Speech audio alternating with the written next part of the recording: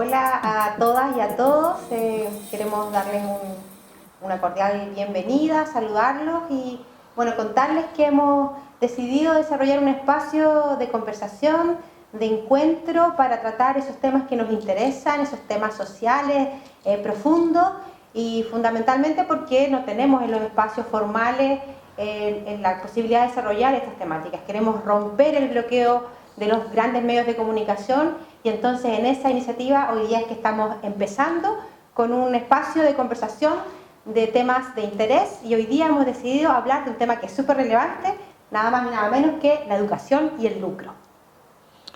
Bueno, muy importante, como dice Carolina, porque efectivamente el desafío que tiene el movimiento social y particularmente las organizaciones que intentan reivindicar derechos, contener incluso la ofensiva del gobierno respecto del ataque a los pocos derechos que aún nos quedan, resulta primordial romper la invisibilidad. Y por eso tenemos a dos amigos, a Nicole Martínez, que fue recientemente candidata a la FECH, una organización importantísima. De paso decir que la FECH es una de las organizaciones más antiguas del mundo, la organización estudiantil más antigua de los estudiantes a nivel planetario.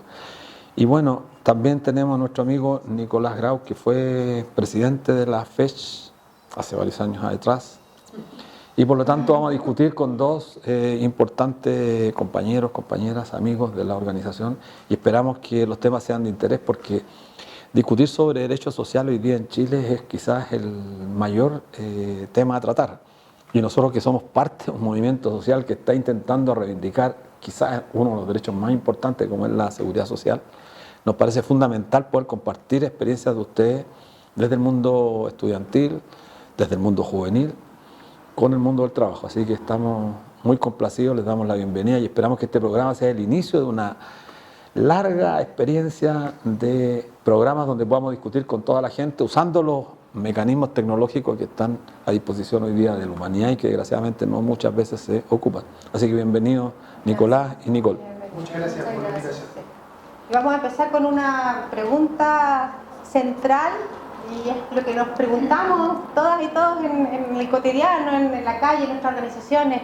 Bueno, el año 2006 tuvimos la Revolución Pingüina, luego el año 2011 un estallido social maravilloso que nos llenó de esperanza como sociedad y pusimos el tema de la demanda por una educación pública, gratuita y de calidad. Y bueno, vivimos una experiencia de sociedad muy potente, muy hermosa. Y estamos hoy día en este año 2019 a una distancia ya prolongada de aquello y nos preguntamos, bueno, ¿y qué pasó? ¿Cuál es el diagnóstico del Chile de hoy respecto de este tema tan importante como el de la educación? ¿Quién quiere partir? ¿Parto yo? Bueno, a ver, yo diría que el diagnóstico no es tan positivo, ¿cierto? Chile sigue siendo un país que si uno lo sitúa en el concierto internacional sigue siendo un país donde, por ejemplo, el rol que tiene el mercado en educación, tanto en educación escolar como en educación universitaria, está totalmente fuera de lo que son los promedios mundiales. Uno lo puede pensarlo en dos cifras, puede pensarlo en, por un lado, el rol que tiene la educación privada en la educación escolar, en que los números son más o menos inversos que ese del mundo, que en el mundo uno podría ver algo así como 80-90% público y el resto privado, claro. Y aquí estamos en una relación inversa donde lo público es algo así como el 30 y tanto por ciento. Y también en el sistema de educación superior el rol de financiamiento de las familias, donde en total en Chile se gasta harto en educación, pero hay una proporción muy importante de ese gasto que viene por el lado de las familias.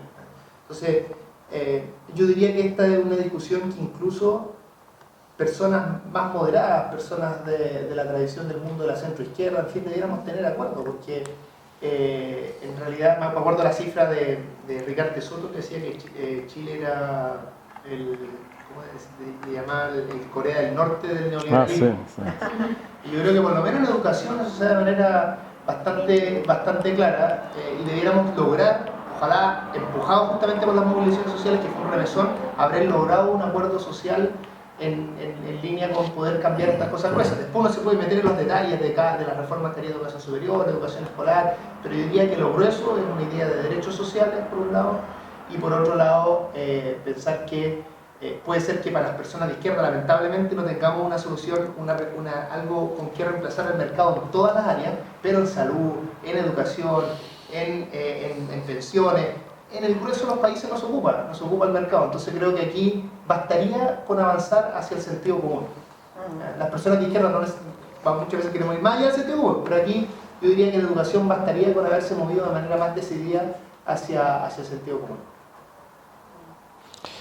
Bueno, no sé, Nicole, tú eres parte del estudiantado, recién acabas de terminar un proceso importante de convocatoria a la gente a participar, a expresar su opinión acerca de cuál debiera ser la dirección de la Federación Estudiante de Chile más importante del país. Y sin embargo la gente no se muestra muchas veces conforme, y su conformidad o disconformidad con las organizaciones no se manifiesta participando, muy por el contrario, la gente tiende, y es una de las características quizás de nuestro país que hay que intentar escuchar con mucha atención, observar también con bastante análisis crítico, el por qué la gente no participa. Sabemos que hay un predominio de una cierta hegemonía que intenta fragmentarnos en todos los campos de la sociedad, pero a eso hay que salirle a disputar. Bueno, la recién, yo diría, experiencia de España, el aumento de la participación de la gente en la votación es una señal, es un aliciente, para decirlo de alguna forma, que contraviene todo lo que venía sucediendo en el último tiempo. Entonces, ¿cuál crees tú es uno de los fenómenos importantes que se da en el estudiantado, que es la gente que va a tener que superar las grandes alternativas para seguir luchando? Sí. Bueno, es muy interesante conversar lo que ocurre respecto a la participación en política, participación ciudadana, si lo queremos ver más a nivel nacional, pero a nivel local lo que sucedió hoy día en la Universidad de Chile lógicamente tiene mucho que ver con un fenómeno masivo, o sea, Delhi, la chilena, y cómo enfrenta hoy día ese protagonismo o no protagonismo en los cambios políticos. Al interno nosotros y nosotras creemos que el análisis es bien profundo, no identificamos una sola causa importante, pero algo que sí tenemos claro y que compartimos la mayoría de las fuerzas de izquierda que conformamos la federación, es que hoy día la orgánica estudiantil, ante este retroceso del gobierno, ante este retroceso, ante este conservadurismo, no ha tenido logros. No, hay una sensación de fracaso, y ahí las orgánicas de izquierda no hemos estado a la altura de dar respuestas certeras, de que nuestras respuestas sean democráticas, que sean mediante procesos participativos abiertos, colectivos, y ya hemos estado un poquito encerrados y encerradas en las lógicas tradicionales de la política estudiantil. Así que algo que hemos mencionado hoy día, bueno, porque hoy día es el primer día después del no quórum, así que lo hemos mencionado harto en los medios, y es que tenemos un desafío gigante y creemos que va por el movimiento feminista una respuesta, y una de esas respuestas que nos pone el movimiento feminista hoy día es a que la forma de hacer política no es la misma de antes. Y eso pasa a nivel local muy fuerte. Hay compañeros y compañeras que no adhieren a la política estudiantil porque tiene dinámicas muy violentas, muy patriarcales, porque los espacios de discusión son súper cerrados, porque hay nuevas formas de organizarse que no han tenido cabida ahí. Entonces creo que para el movimiento social un aprendizaje interesante es ver las nuevas formas de organización y que no sea puramente discursivo. Porque creemos que el estudiante de la Chile no es que hoy día esté más despreocupado o despreocupada de lo que sucede a nivel nacional, sino que está viendo en otros espacios su forma de organización. Y bueno, el desafío ahí ya estamos un poquito con los pies enterrados y a darle para adelante. O sea, no hay que quedarse en la autoflagelación y en quién es más culpable o quién no. Y bueno, con la articulación con los movimientos sociales más importantes de Chile, volver a poner al centro la justicia, y la Federación de Estudiantes de la Chile tiene que estar ahí. Por supuesto, por supuesto. Bueno, eso creo que es un desafío que tenemos todos, porque una de las consecuencias que creo busca el poder, cuando digo el poder me refiero a las instituciones que dirigen el Estado, a los grupos económicos fundamentalmente, a los grandes poderosos de este país, lo que intentan, y esta es una inferencia que hacemos a partir del análisis, es que lo que buscan es justamente generarnos una derrota moral. Es decir, la desilusión, la desesperanza, no hay alternativa. No hay posibilidades de revertir el cuadro de tanta desigualdad que hay en Chile a partir de lo colectivo. Y aquí lo que debe primar en la política que instaló, me acuerdo en su frase para el bronce de José Piñera, el ráscate por tus propias uñas. Y cuando eso ocurre en una sociedad es tremendamente perverso porque las perspectivas, la esperanza, la utopía en definitiva, hace que la gente no luche por lo de uno. Entonces, ni siquiera por lo de uno. Y eso es gravísimo. Y por tanto el desafío me parece relevante que hagamos los esfuerzos todos de comprender en qué contexto estamos. O sea, la cosa no es fácil, no basta con los grandilocuentes discursos de la gente que por las redes dispara de una manera ya abusiva, tratando de colocar en el centro del debate consignas que fueron parte de una época que ya no existe. Las mismas consignas que se repetían en los 60, en los 70, en el periodo de la dictadura, post-dictadura y hoy día son las mismas consignas. Gente que no ha comprendido absolutamente nada y ese es un grave problema. La fragmentación de la que somos objeto, particularmente el mundo del trabajo, que creo es lo determinante. Nosotros como movimiento No Más FP reivindicamos esta idea de que el motor de la historia sigue siendo el trabajo. Desde ahí arranca nuestro análisis. No creemos en estas concepciones postmodernistas que buscan generar o crear sujetos, nuevos sujetos colectivos de derechos, una cosa media rara. Pero también entendemos que el feminismo es determinante, no es condicionante, no es una condición fundamental, es determinante, pero eso supone hacerlo de manera rápida. Así que yo quería preguntar una cosa a Nicolás, para poder avanzar. Tú decías que se da la paradoja de que un porcentaje muy alto de aquellos derechos que son fundamentales, no solamente en el campo de la educación, sino que la vivienda, en el campo de la salud y en el campo de las pensiones está concentrado bajo la lógica del lucro, bajo la lógica del mercado. De hecho, se da la paradoja que en el tema de pensiones, de 10 pensiones, 7 las pagan con cargo al Estado. O sea, el Estado sigue distrayendo recursos públicos para financiar una industria que opera sobre cánones absolutamente privados y de lucro. Se da esta paradoja. Y esa es quizás la tarea más grande que tenemos. ¿Cómo logramos que confluyan todos aquellos movimientos que estamos reivindicando derechos fundamentales que ya habíamos ganado? Que no solamente la socialdemocracia, que yo diría la derecha liberal ya lo había considerado como derechos fundamentales de las personas y que hoy día estamos en un ataque absolutamente en contra. Entonces, ¿cómo desde la economía uno podría decir, mira, hay que librar también una batalla contra el dogma, contra este dogma monetarista que pretende toda la discusión reducirla a esta concepción monetarista de la historia? Antes de resolver o de responder a la pregunta cómo se resuelve un derecho, ¿cuánto vale? ¿Es sustentable financieramente? Que es una categoría que se ha instalado como principio en la seguridad social, sustentabilidad financiera. Mira, yo tendría, a ver, yo sería, no siempre soy así, pero yo sería bien categórico respecto a esto, y es el grueso de las cosas que mueve o que solicita o que demanda el movimiento social son obviamente posibles, y es cosa de ver lo que hicieron los otros países. Déjame darte un ejemplo. Muchas veces la gente dice, por ejemplo, ¿cómo vamos a tener un sistema de salud que sea universal, público, donde todos coticemos en el mismo lugar y en el fondo seamos seguros realmente con la misma idea de seguridad social que se han empujado ustedes en pensiones? Bueno, eso lo hizo Inglaterra en la década del 40, cuando tenía un PIB más bajo que el chileno.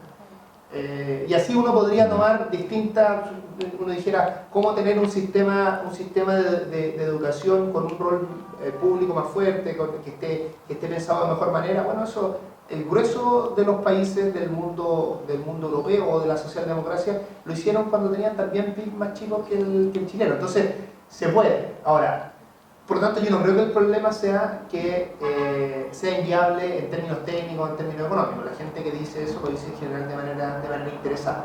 Ahora, sí hay dos dificultades que creo que son importantes y que tienen que ver más bien, a mi modo de ver, con la economía política del problema. Una es cómo juntar fuerza política para hacer estos cambios. Los movimientos sociales, yo creo que en eso son condición necesaria. O sea, los movimientos sociales remecen, pero tiene que haber también una forma en que alguna coordinación con otros espacios que pueden ser espacios más estructurados en términos políticos, ojalá que existieran alianzas políticas que se pudieran hacer en esta línea para que cuando los movimientos sociales bajan un poco de intensidad, porque siempre bajan los movimientos sociales, es imposible, uno no le puede exigir a la gente ese nivel de compromiso todo el tiempo, cuando baja que alguien lo esté empujando. Entonces se necesita una combinación entre movimiento social y espacios más estructurados en términos políticos, donde yo creo que lo segundo, espacio estructurado en términos políticos, hemos estado al debe en eso. Y lo otro es que también hay probablemente, cuando ojalá empecemos en algún momento en Chile un ciclo de transformaciones sociales más profundas, de recuperación de derechos, y en algunos casos de inventar derechos que nunca lo hemos tenido, probablemente tengamos que dar una discusión también de por qué cosas partimos. Hay un tema de probablemente no se pueden hacer todas las cosas a la vez, probablemente, pero yo diría que Chile, en los próximos 20 años, si hubiera una articulación virtuosa entre el mundo social y el mundo político, debiéramos ser capaces de en un periodo de 20 años abordar todas estas cosas, abordar salud, abordar pensiones, abordar educación, y probablemente tal vez hay algunos gobiernos que tengan que partir por uno, otro por uno. Yo creo que la gente entiende eso, todo entiende que los cambios difíciles eventualmente se tengan que hacer de manera gradual. Lo que no se entiende es que llevemos tantos años después de dictadura sin haber abordado ninguna de estas cosas de manera clara. Y entonces mi respuesta sería, económicamente se puede, y la dificultad está en la política y en la economía política. Y eso es la parte más compleja. Pero si llegamos a estar ahí, vamos a lograr alterar el sentido común y vamos a lograr tomar un círculo virtuoso que después nuestra tarea sea defender esos derechos o ir mucho más allá, porque ¿por qué nos vamos a quedar simplemente los derechos sociales que teníamos hace 50 años? No, claro, si podríamos, en otro lugar del mundo, donde vamos a querer ir mucho más allá. Bueno, hoy día se da un poco esa paradoja, pues estamos en un escenario en el que estamos más bien resistiendo, tratando de defender y no seguir retrocediendo. Y yo coincido también en esta desesperanza o en esta, no sé si la idiosincrasia de nuestro pueblo que tiende a bajar los brazos tan rápidamente, porque si uno mira la historia, evidentemente cada conquista ha sido fruto del trabajo de mucho tiempo, de una lucha colectiva que ha sido con sangre, sudor y lágrimas, y en el sentido literal lo digo, ¿no? Y por ahí también entonces se nos ha planteado mucho a la coordinadora Nomás FP y creo yo también al mundo estudiantil quizás, esto de que no le sacamos brillo a lo que logramos, que un poco nos quedamos como con la mirada del vaso medio vacío. Quizás también ahí a lo mejor hay algo que hacer, un poco como para levantar ánimos y para relevar los avances. Pregunto entonces, del 2011 a la fecha, ¿en qué hemos avanzado en la educación y qué falta?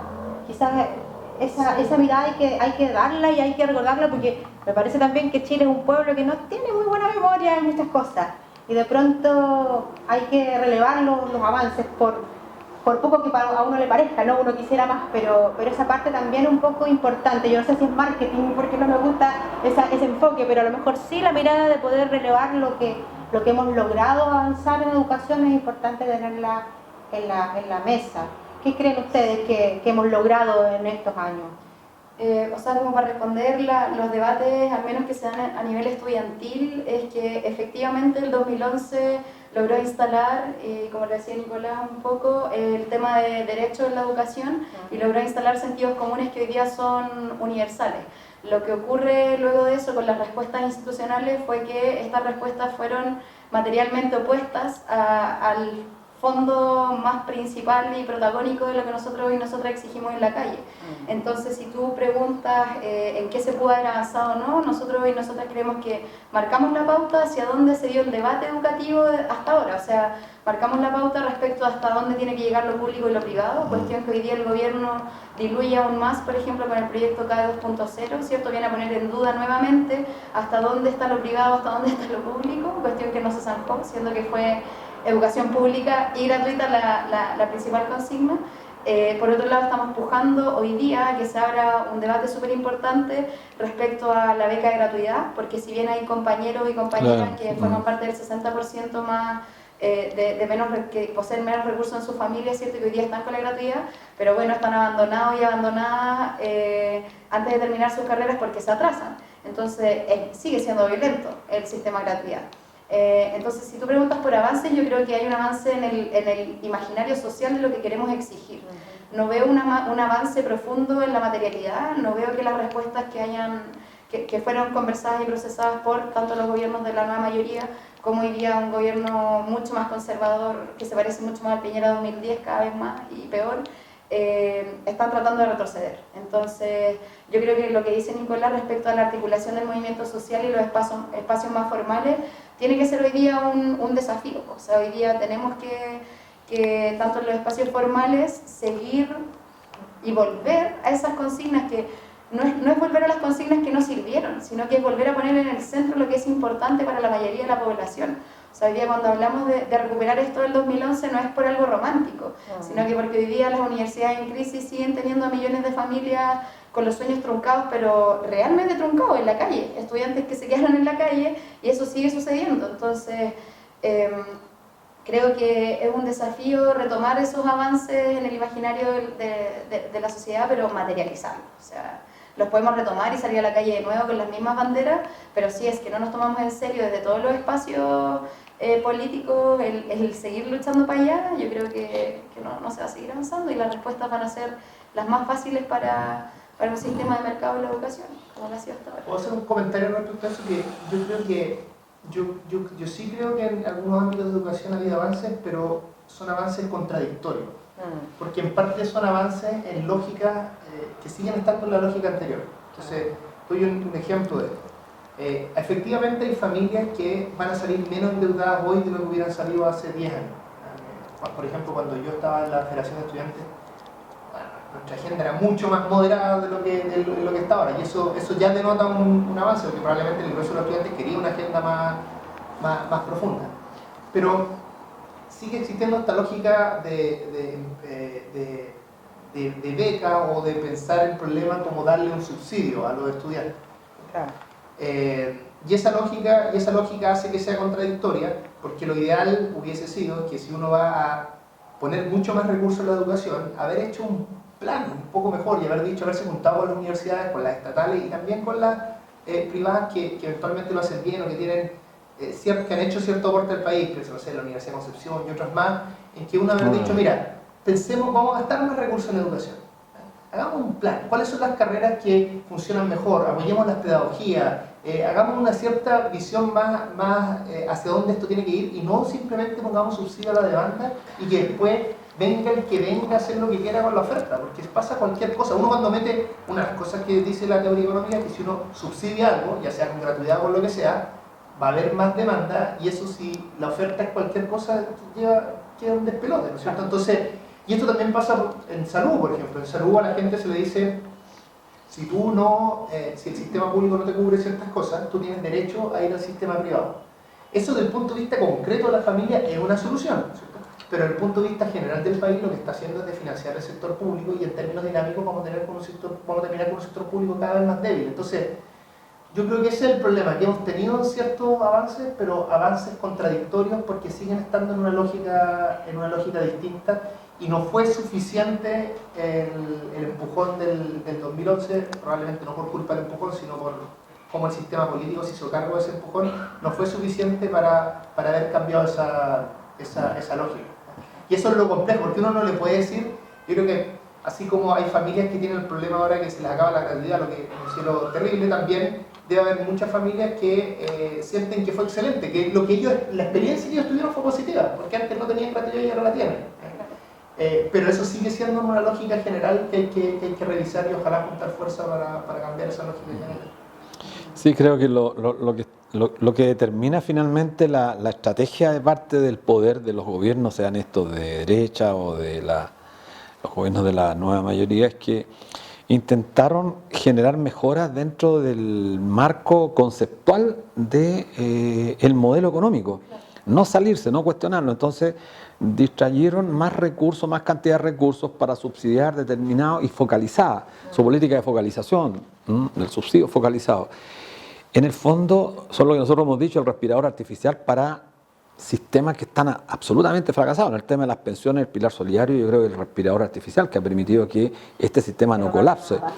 Pero está pasando en la salud, donde es mucho más complejo el tema, y en la educación ciertamente hay gente que se vio beneficiada porque de nada tuvo gratuidad o tuvo un porcentaje alto de gratuidad, por supuesto, pero el problema de fondo no se aborda y ese creo que es la responsabilidad fundamentalmente de los movimientos sociales, pero también de los partidos políticos, porque esto es un tema que tiene que ver con el diseño de cómo se imagina uno el Estado y particularmente cómo se imagina la sociedad del futuro. A partir de todo el desarrollo tecnológico, cómo nos imaginamos el nuevo hombre, la nueva mujer en una sociedad como la chilena, donde el empleo informal aumenta a paso agigantado, donde quizás en 15 a 20 años más vamos a ser uno de los países más envejecidos de América Latina, con serios problemas. Y eso exige de parte de los partidos políticos detenerse a pensar cuál es la propuesta que tienen frente al Estado. O sea, la renuncia de ideas, pero la renuncia también del discurso, que dé cuenta de temas que son, yo diría, que pueden cautivar a la gente joven que no está en política, son unos grandes desafíos que tenemos en el presente periodo. Porque no basta con que los movimientos sociales intenten reivindicar un derecho fundamental como el que estamos haciendo nosotros, el que están haciendo los pobladores, por la vivienda digna, los estudiantes, sino que hay que ir un paso más adelante. Los movimientos sociales tenemos el desafío, yo diría hoy día, en lo inmediato, de ponernos de acuerdo en algunos temas que son centrales, la restitución de los derechos fundamentales. Porque creo, lo decía bien Carolina, si no logramos triunfos, la gente siente desaliciente para seguir peleando, porque la gente no puede estar eternamente peleando tras un objetivo si no logra triunfo. Y creo que lo que necesitamos hoy, más que nunca, es tener triunfo. Es ciertamente lo que decías tú, Nico, el movimiento estudiantil colocó el tema en el debate, todavía está presente, nosotros logramos colocar el tema de la seguridad social en el debate, pero no se ven triunfos importantes, y creo que ese es el desafío que tenemos por delante. Así que bueno, no sé... Solo ir cerrando porque el tiempo se acaba y plantearles que nos den algún mensaje de cierre en la perspectiva de esto, de la educación sin lucro, que es una demanda y una necesidad urgente para nuestra sociedad. Yo diría de manera bien general que lo voy a hablar como un economista de izquierda. Lamentablemente, yo diría, no tenemos nosotros en la actualidad desde la economía propuestas más colectivas o distintas al mercado en todas las áreas. O sea, para pensar en el mercado de los Super 8, la verdad no tenemos buenas respuestas todavía. Y a mí me gustaría que yo tenga una visión del mercado como en algunos casos algo que se necesita, pero yo no tengo una visión neutra. Yo creo que las relaciones que ocurren a través del mercado son relaciones que van empobreciendo las relaciones humanas en general, la empatía. Uno en el mercado hace algo en la medida que lo que tú le ofreces al otro, el otro también lo requiera, y el otro hace algo en la medida que... Entonces es un intercambio donde tú no haces algo por la otra persona por empatía, porque te ponen en el lugar de otra persona, sino porque hay una necesidad mutua, ¿cierto? Y si todas las relaciones humanas están regidas por esa lógica, finalmente se van construyendo seres humanos también en esa dirección. Entonces mi postura sería que, a menos que realmente necesitemos el mercado en un área específica, debiéramos prescindir de él. Y la educación, la salud, esas distintas áreas, los derechos sociales, son áreas donde la experiencia internacional te dice de manera súper clara que no necesitamos lógicas de mercado. No necesitamos lógicas de mercado, y entonces mi invitación sería a pensar la educación como un espacio sumamente importante que tiene que ver con desarrollar personas lo más libre posible, que el conocimiento les permita desarrollarse de la mejor manera posible, y que para efectos que eso se desarrolle de manera óptima no se requiere el mercado. Entonces creo que un poco de sentido común, lamentablemente, como decía antes, no son tan fáciles esas transiciones. Creemos que tenemos un desafío gigante y quizás transmitir el mensaje que hoy día la posición o la voluntad de los y las estudiantes, al menos de la Universidad de Chile, y espero que sea de todo el país, es que comprendamos a la fuerza estudiantil hoy día como una fuerza compleja. Porque no solo tenemos que hablar del lucro de la educación y del daño que hace eso en nuestra familia, en nuestras vidas, en nuestro futuro, sino que hoy día el mercado es el principal aliado del patriarcado, el mercado es el principal aliado de la miseria en las pensiones, en los adultos mayores, nuestras abuelas, nuestros abuelos. Entonces el mercado hoy día es protagonista junto al patriarcado y junto a todo lo que los y las estudiantes hoy día estamos criticando. Olvidé decir que es el principal aliado de las zonas de sacrificio. Entonces Hoy día los y las estudiantes nos paramos desde ahí, nos paramos entendiendo que el lucro en la educación es otro de los ataques más que hace el mercado en nuestras vidas y queremos poner eso en el centro. Así que toda la disposición, bueno, la federación obviamente hoy día tiene un desafío complejo, pero espero que los y las estudiantes, independientes de la crisis que estamos viviendo, sigamos con esta fuerza de articularnos directamente con los movimientos sociales y de combatir este retroceso que está haciendo por todos los frentes y bastante articulado. Así que mostrar la voluntad y que para allá va la fuerza. Muchas gracias a nuestra invitada, a nuestro invitado, y muchas gracias a la audiencia. Contarles que vamos a seguir reproduciendo estos espacios y que hoy día los invitamos a difundir este video, a seguir construyendo, porque vamos a lograr los cambios estructurales también en la medida en que el cambio cultural, ese accionar de cada una de nosotras y nosotros lo vamos desarrollando día a día. Así que un abrazo grande y estamos en contacto.